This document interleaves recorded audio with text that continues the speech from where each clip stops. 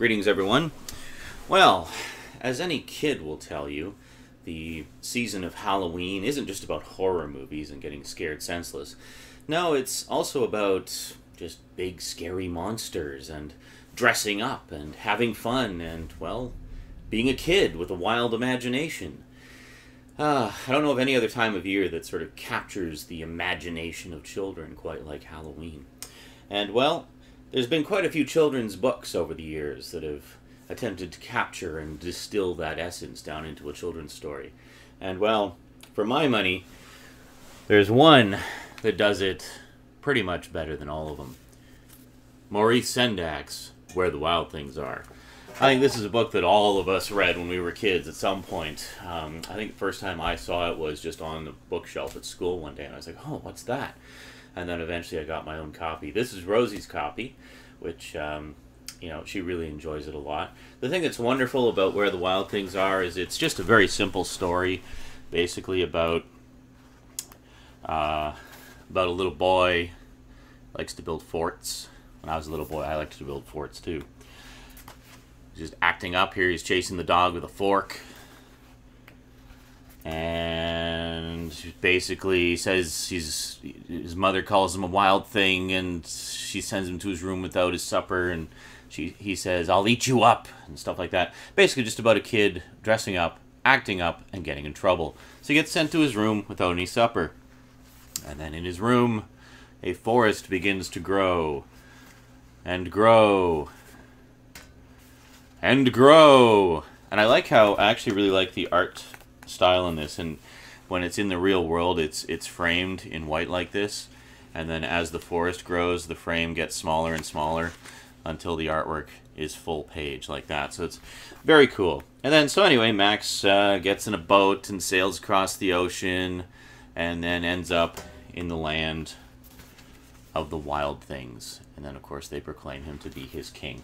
But it's just a wonderful, simple, straightforward little story. And I mean, what kid isn't going to latch on to that, and what kid wouldn't love to have a whole bunch of giant monsters as his friend? Well, being a huge fan of the original book throughout my life and as a kid, I of course could not wait to check out the movie. Now, so I watched the movie last night, and that's what we're going to talk about today. The thing I find interesting about it is whenever I watch a movie, I always pop online and just kind of poke around Amazon and IMDb to see what other people thought of it, just, out of curiosity.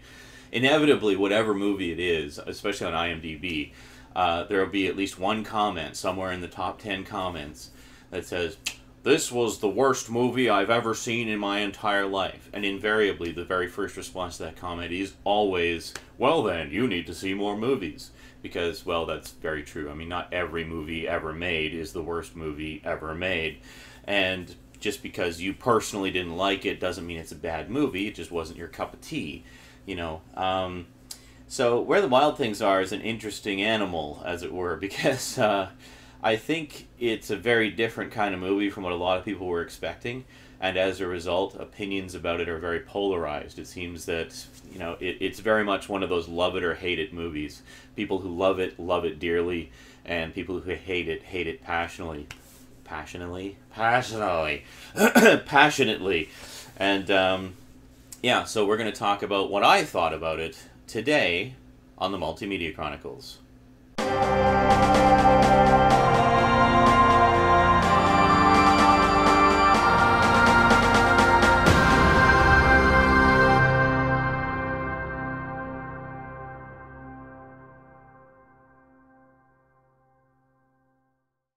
Welcome back. Well, where to begin? Where to begin with Where the Wild Things Are? Well, first off, I was actually surprised and delighted to see that Maurice Sendak himself was actually involved with the production. He actually is listed as one of the associate producers. And on one of the extras there, they actually have an interview with him where he talks about it, and he's talking with Spike Jonze and stuff like that. And he was overjoyed with how the movie turned out. He thought that Spike Jonze really captured the essence of it and expanded the story in ways that were interesting and, great.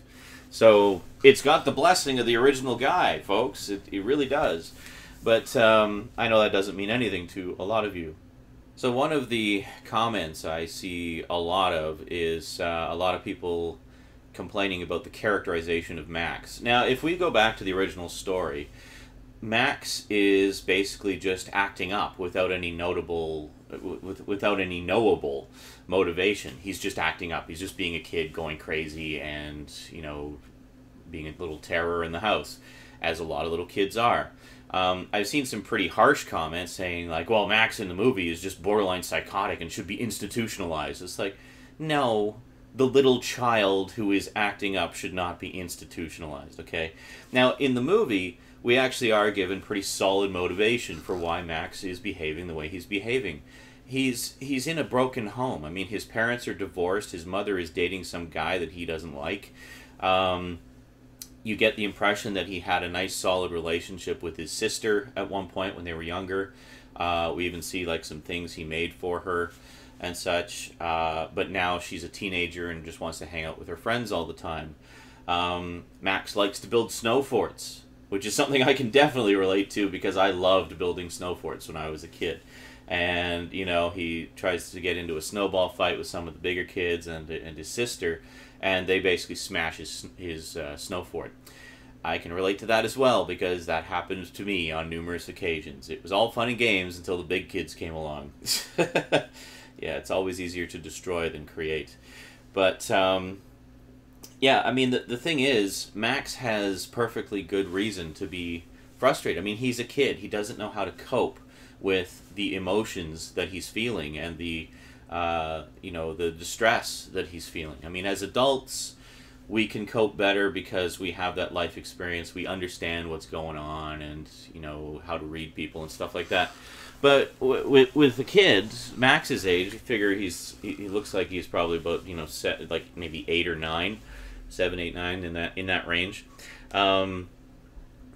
He's just a kid. He doesn't know how to deal with these emotions, and they're very powerful, grown-up emotions. I mean, he's feeling alone. He's feeling abandoned. He just wants to belong, and he keeps putting himself out there for the people around him in his life, and he's either ignored, shunned, or just hurt in some way, and that's some heavy shit for a kid to deal with. So, quite frankly, I'm not surprised at all that he's acting up as much as he is, because when you watch the movie, he tries to interact with everybody in nice ways, but they don't respond to it. So for a kid, that just becomes frustrating. They don't know how to deal with it. They don't have that life experience. They don't have that knowledge. So he acts up, because it's the only way he can get attention. That's all he wants. Like any kid, he wants the attention and approval of his mother. He wants the attention and approval of his big sister, who he idolizes, and it's tough being a kid. Now, I can't really talk about this without getting into some personal details and why I personally was able to relate to it and was deeply affected by it. When I was a kid growing up, I was a bit of a loner. I did have my circle of friends. But I was a bit of a loner, probably no surprise to some of you, and I'm sure I'll get some snarky comments about it, whatever. But it wasn't that I was particularly antisocial, I was just kind of socially awkward. My parents at the time were in the process of building a business and didn't have a lot of time to interact with me. You wonder why I'm such a big expert on cartoons and movies? Because more often than not, my parents would just tell me to go watch TV. Yeah. Instead of, doing stuff with me. So, yeah, I learned a lot about movies and TV shows growing up. That was kind of my life training as a child, and now I'm a guru. But, I've made something positive out of that. But at the time, I mean, it was basically my parents neglecting me or just ignoring me or being too busy to do things with me that, I've since sort of made peace with them about that, obviously. I mean, it's like 30 years ago, but I basically, my mother actually brought it up to me in conversation one day that she felt really bad about how things had gone, and that, those years are lost forever now, basically. She missed out on my childhood in a lot of ways, and she feels terrible about it. But we made our peace, and it's all good.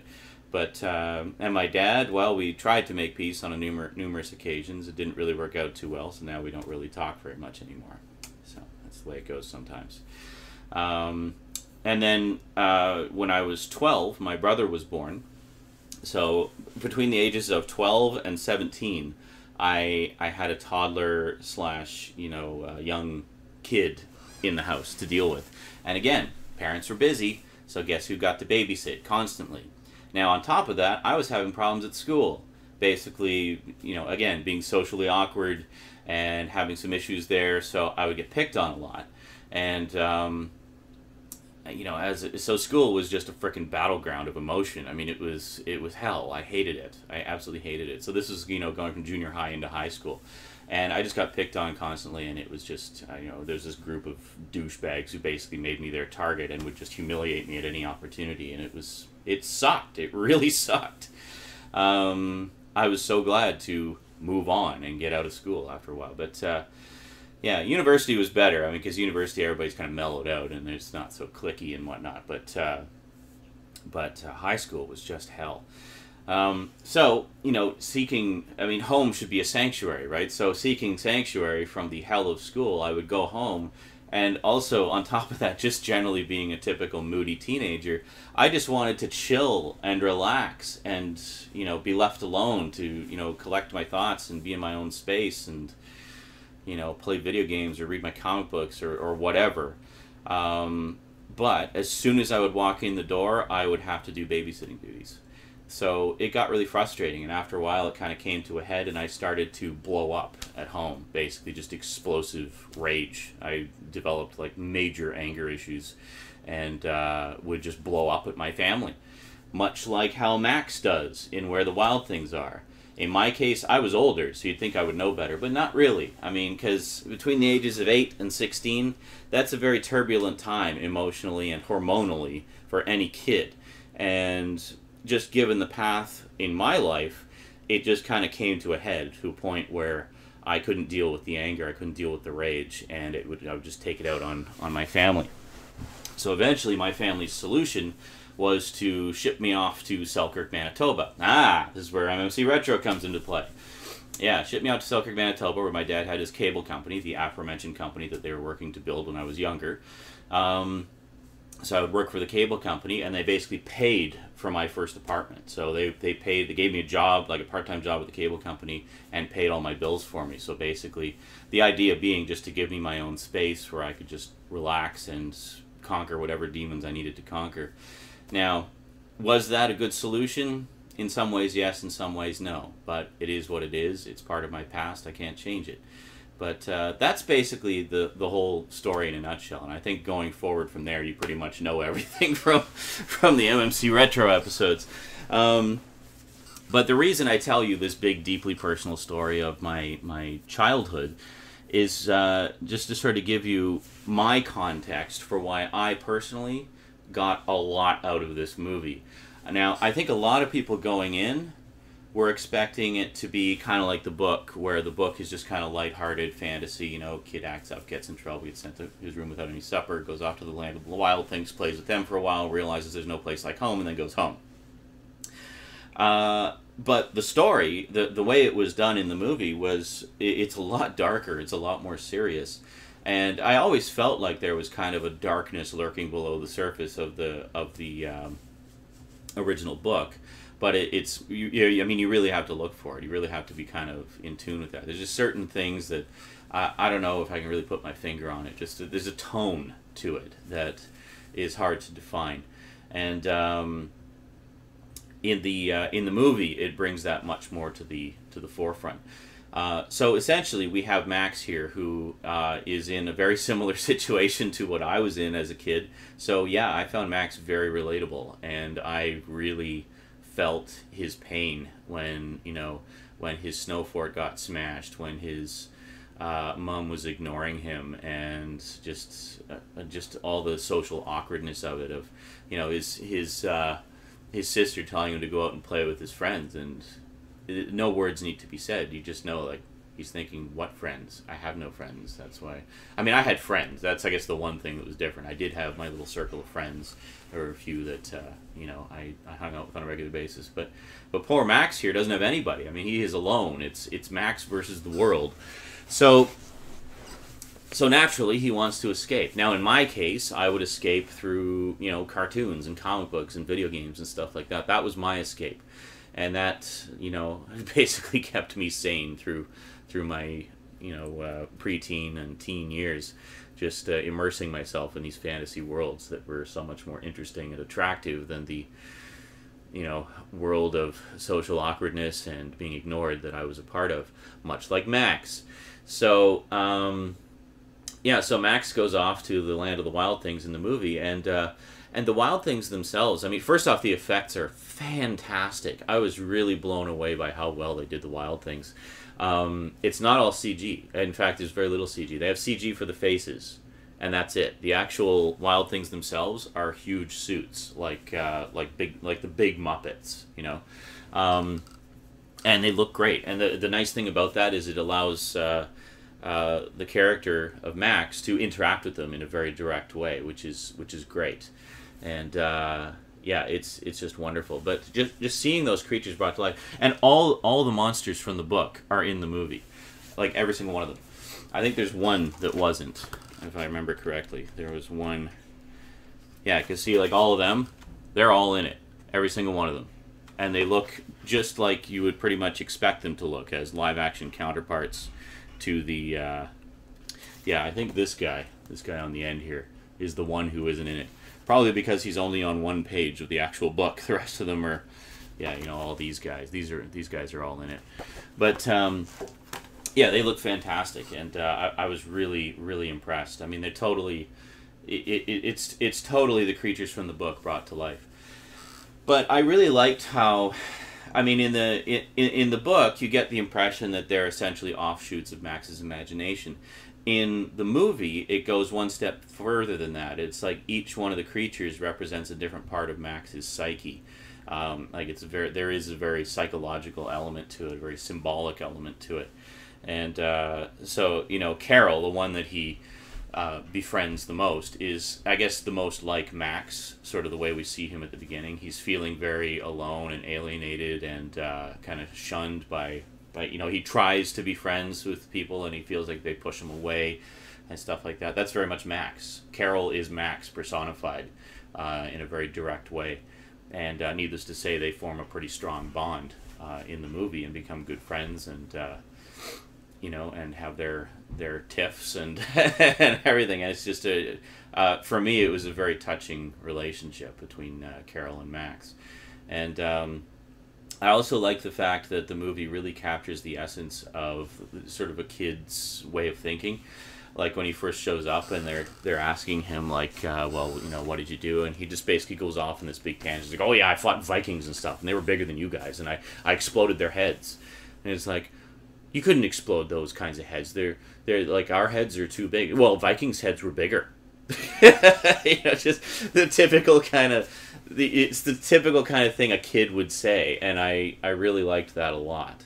And but I think, getting back to what I was saying, I think a lot of people didn't like this because they were expecting it to be something different. That's always a mood killer right there, when a movie turns out to be something you weren't expecting.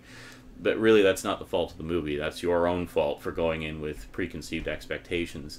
But to be fair, I think it's reasonable that a lot of people would be going in expecting this not to be quite so dark and heavy, because the book isn't so dark and heavy, so you would naturally expect it to fall more in tune with that. You look at the recent spate of adaptations of other children's books, like, the Lorax and the Cat in the Hat and Dr. Seuss. I guess those are all Dr. Seuss books. Well, anyway, you know what I'm talking about. And the Polar Express, maybe. We'll throw that one in there, which is, semi-recent. But... those ones are more in tune with the tone of the book. But to be fair, the original book isn't that long. There's not a lot to it. I mean, you can literally read it in about 2 minutes. So what Spike Jonze has done is he's taken the essence of the book and distilled it down to its, sort of bare elements, and then built upon that and expanded it. And I think he's done so in a really interesting way. And there were parts in the movie that really made me smile, and I actually sat up in my chair and cheered when lines from the book would show up, because they showed up at the most perfectly appropriate parts. Like, as soon as they proclaim Max to be their king, and they ask what is your first order, I knew immediately he was going to say, "Let the wild rumpus begin!" And I cheered. I couldn't help it. The little kid in me was just overjoyed. And then they have the wild rumpus, and it was fantastic. So, yeah, it was great. I really enjoyed it a lot. This is one that I will be revisiting again and again. But it is very heavy going, and as I'm sure you can imagine, it did affect me personally on many very deep levels, but in a good way. I mean, I think it's good not to ignore your past, but to acknowledge it and occasionally revisit it, just to make sure you've got everything in the correct context. I mean, the last thing you want to do is to be misremembering or misinterpreting your past, and living in a negative state that you shouldn't be living in. I mean, you have to keep it in context. I mean, so for me, yeah, things were kind of shitty when I was a kid. Not as shitty as some, shittier than others. It's all relative. But for me personally, it manifested as some issues over the course of my life, which I have long since dealt with. I mean, I dealt with all those issues like 20 years ago, basically, during my time in Selkirk and Winnipeg. But yeah, so I guess getting back to what I was saying about how a lot of people would go in with preconceived notions, but understandable preconceived notions, and being disappointed, or, as I've seen in some cases, just flat out outraged by how the material was handled in the movie.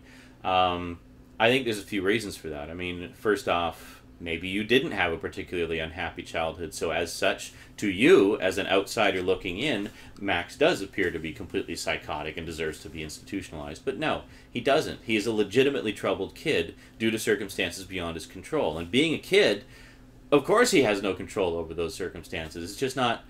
It's not something that kids have any control over. I mean, as kids, we really are products of our environments. And if our environment is unpleasant, then we will act out. Kids will act out as a product of that environment. So that's exactly what Max does. And that is, there's nothing negative about that. I mean, I see a lot of people blaming Max for his behavior, but you really can't. You're applying adult reasoning to a child. And that doesn't work, because a child does not have that capacity for reason. They don't have that capacity for understanding. The thing that I really liked about how Max dealt with all those crappy situations in his life was that he tried the positive solution first. That's a sign of a well-balanced mind.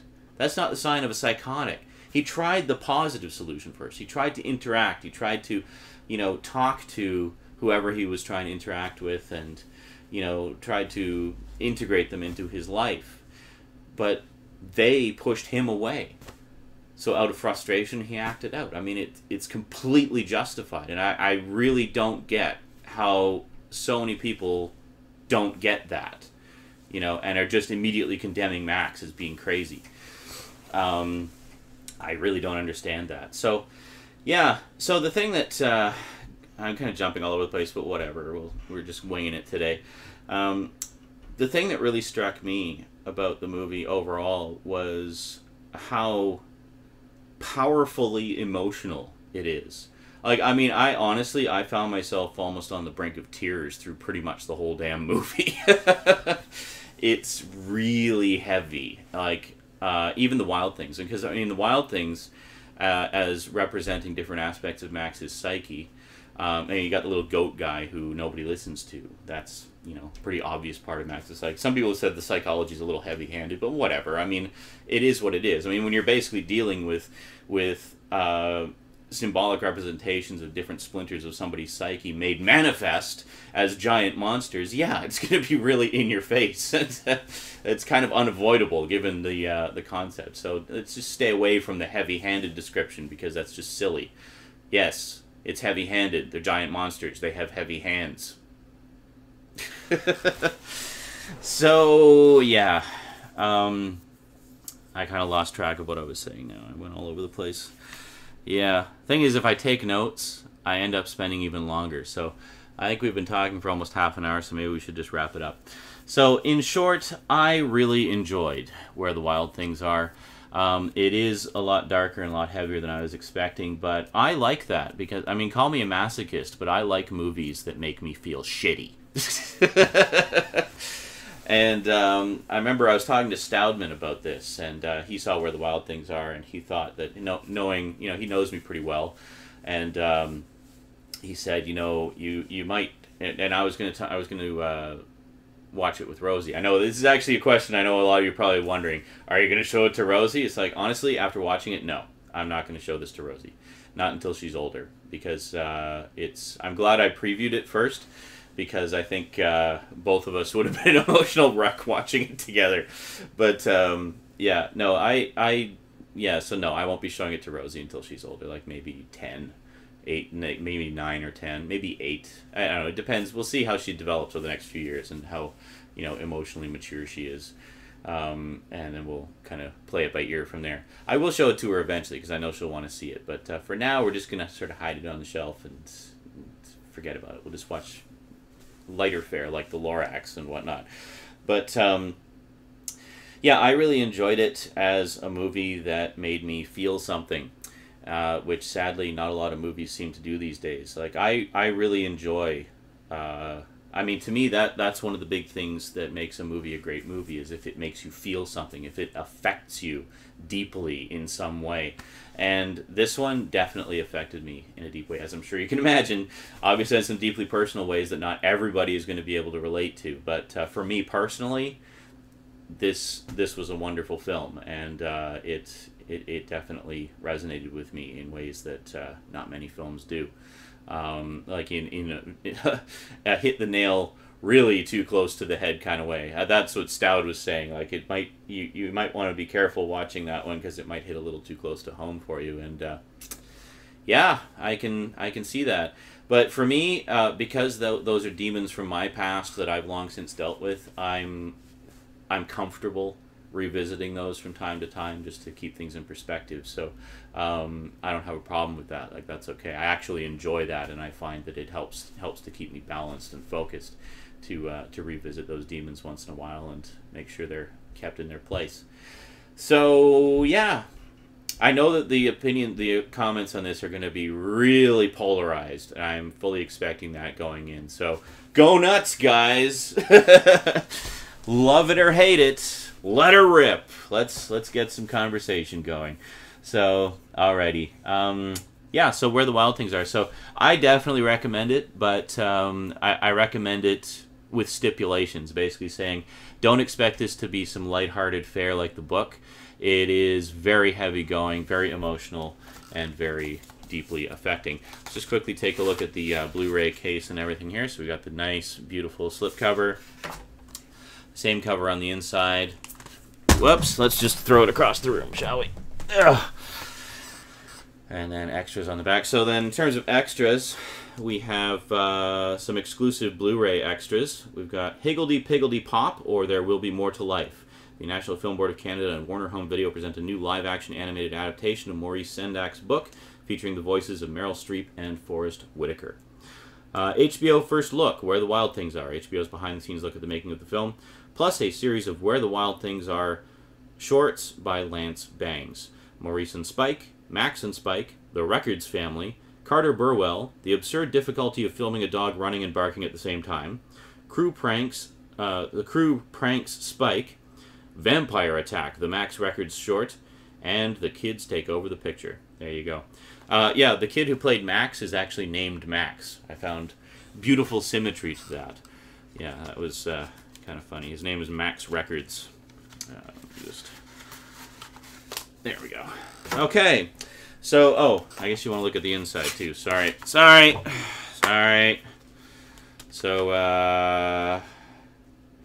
yeah. Digital copy code that expired in February 2011. And then, here we go. So, as I was saying earlier, even though it just says Blu-ray disc on the box, it is actually a combo pack. So you have the Blu-ray and the DVD with which also includes the digital copy on the DVD as well. So there you go. So pretty cool. Alrighty, that is it from me to you for now. Hope you enjoyed. Sorry it was so long, but, you know, such is the way when you're combining personal life stories. Well, I condensed like 10 years of my life into like 10 minutes, so there you go. That is it from me to you for now. So until next time, thank you for watching. Part 5 of The Thing playthrough on PS2 tonight at... oh no, sorry, Part 4. Is it Part 4? Part 4 of The Thing PS2 playthrough tonight at midnight Pacific time. Be there or don't, and then you'll see another review from me tomorrow. Alrighty. Take care, and thanks for watching. Sayonara!